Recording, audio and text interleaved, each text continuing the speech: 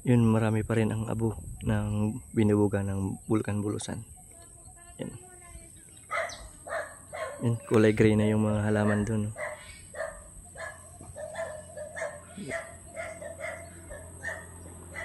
At dito naman sa parting to, parting sangkayon na to. Sangkayon kung hindi tayo nagkakamali, Huban pa to Burburan hanggang papuntang Gulang-Gulang. Dito ang maraming binagsak na abo.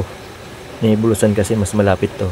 Tsaka yung hangin medyo siya nag-amihan. Yan. Dito talaga ang karamihan ng mga company ng BFP, tapos yung iba pa sabay na rin ang ng Huban munisipyo. Nagpa-flashing sila dito sa kalsada para mabawasan yung abo. Yan, marami talaga dito. Kung makikita nyo, medyo talagang nagsisiahonan yung abo pag may mga dumadaan na mga behikulo. Yan, medyo nagbo-blurred nga.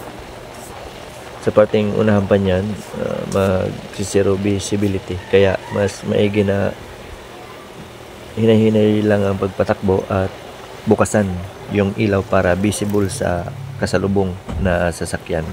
At mag-ingat na rin at maglagay ng face mask para hindi malanghap yung abo. Asupre kasi napaka iba ng amoy. Asupre siya. Yan, dito going to malapit na to sa Gulang-Gulang. Nagpa-flashing na sila dito. Yan. Mga bombero, BAP, shoutout nga pala sa inyo. Yan. Kasi dito makapal yung abo na hinulog ng Bulkang Bulusan. Yan. Kagabi na 7:45 PM yan. Yan, oh. Kikita naman, oh. Sa actual na makikita mo yan, talagang wala kang zero visibility yan.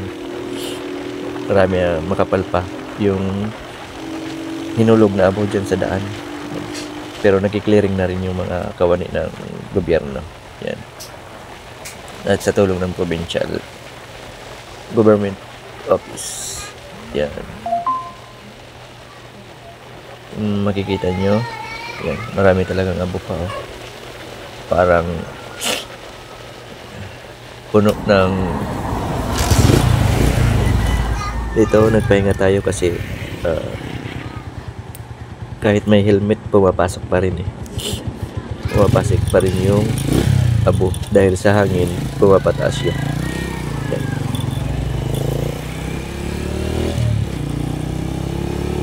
Diretso na tayo at dyan sa unahan yan, kung makikita nyo, kitang kita yung marami pang abo sa may nguso ng bulkan. Pero naghangin siya, nag-amihan, binabagsak papunta dun parting Bulan, parting west. Yan. Continue lang ang kanilang pag-flashing.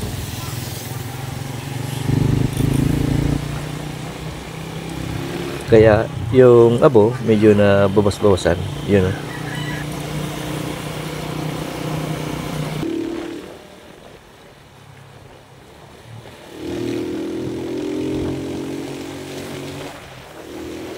Marami rin dito pa. Gulang-gulang na rin to, going to Gulang-Gulang.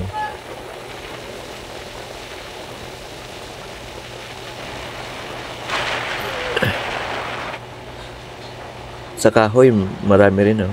Marami sa mga dahon ng kahoy at yung mga bubong, puno rin yan ng mga abo. Yan.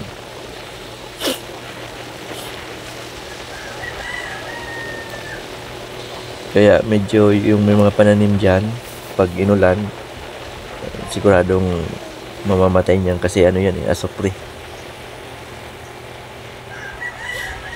Galing sa loob ng bulkan.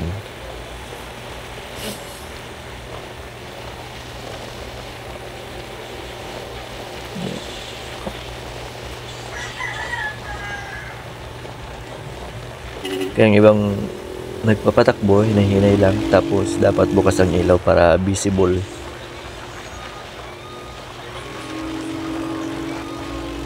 visible sa inyong mga kasalubong. Yan eh.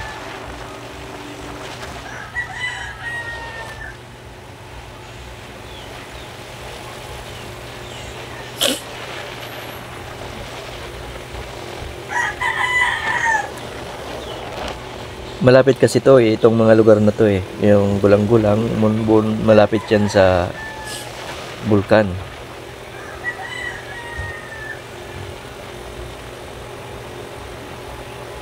Malapit yan sa puunan ng bulkan, mga nasa papatakyan ng 7 to 10 kilometers lang ang distansya kesa doon na sa Bulusan. Tsaka pag medyo habagat yung hangin yun, kung makikita mo, marami pa yung abo sa may bukana ng bulkan. Sa Bulusan, hindi pating naapektuhan kasi yung hangin nga, ang hangin na nagdadala. Katulad dito, ito, parteng San Antonio, Barcelona. Nasa silangang parte to ng Sorsogon. Kaya wala dito, hindi dito binagsak yung abo.